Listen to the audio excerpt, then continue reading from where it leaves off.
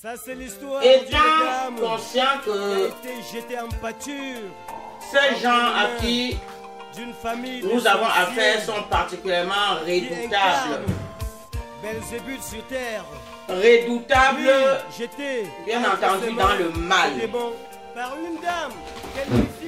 Redoutables dans le mal. Puisque à part faire du mal, ils ne savent rien faire de bon.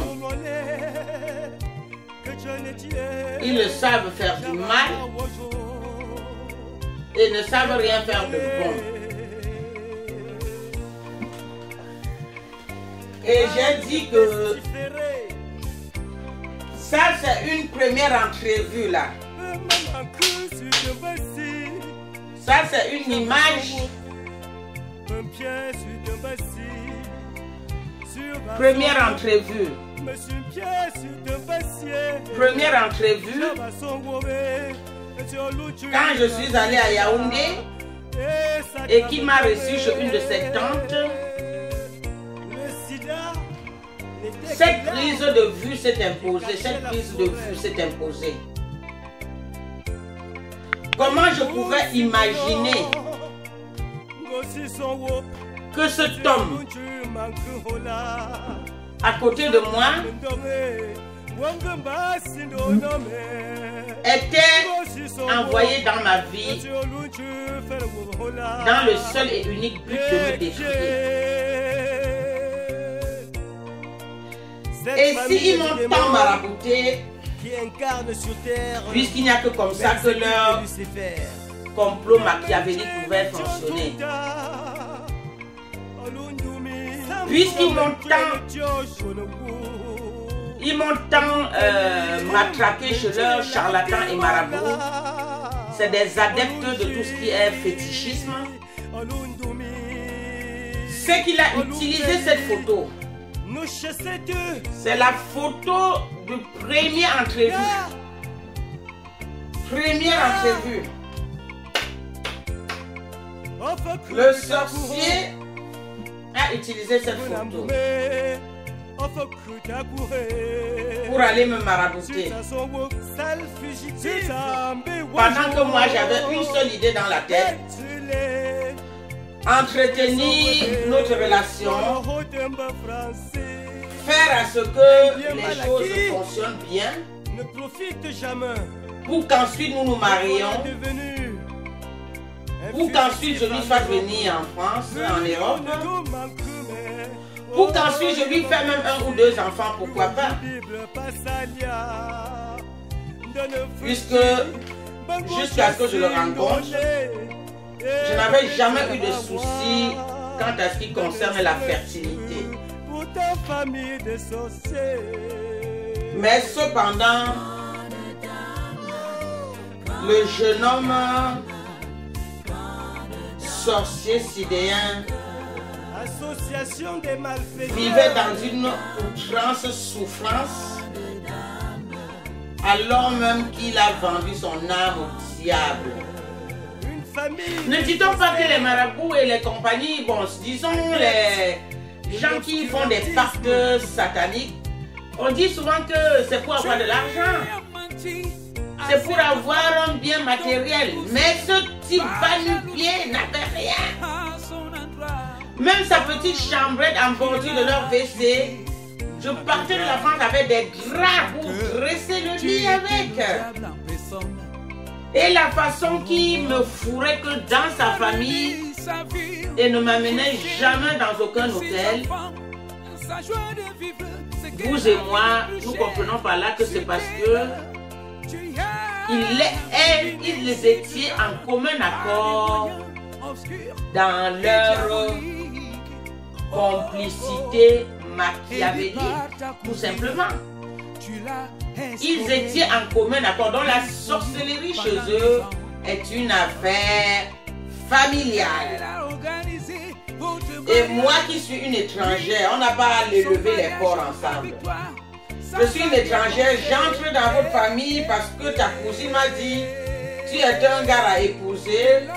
un papa, un responsable, mon œil. Bon, je ne veux même plus revenir là-dessus. Alors même que tu ne donnes pas la vie. Et pire encore, tu arraches la vie et tu tues la vie. Tu arraches la vie et tu tues la vie. Tu m'as mis quoi dans le ventre? Ton serpent pour qu'il me fasse l'amour et pour qu'il m'injecte ses démangeaisons. J'ai des démangeaisons vaginales qui n'en finissent jamais. Et je vis en France. Je vis dans le pays où tout le monde a le traitement à sa portée.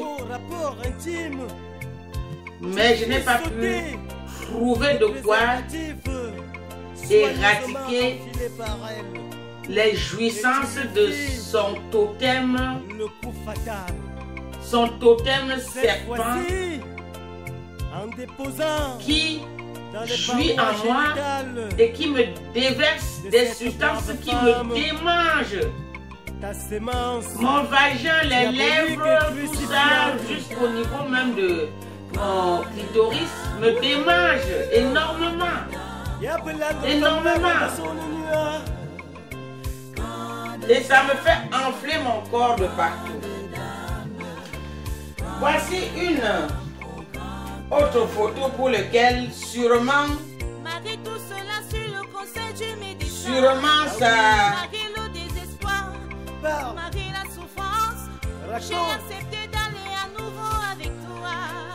La fameuse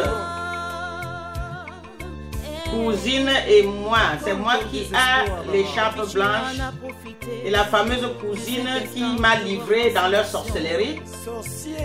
C'était lors de ce mariage que j'ai fait la connaissance de cette tante mafiosie, de cette tante sorcière et liquidatrice des vies. Elle livre, elle m'a livré entre les mains de son cousin, sachant qu'il n'était en réalité qu'un vagabond tueur. Qu'un vagabond tueur. Elle m'a quand même livré à cette famille-là. Tout ça pour arriver en Europe par mon biais. Par mon biais. J'ai accompli votre rêve. Vous vous êtes servi de moi pour arriver en Europe. J'ai accompli votre rêve. Vrai ou faux? Maintenant, il est venu temps que vous accomplissez à votre tour la mission que j'ai accomplie. N'était pas de sortir de là étant une handicapée. Je suis sortie de là étant une handicapée, alors veuillez me remettre tout mon état physique. Mon état physique. Je veux retrouver mon énergie.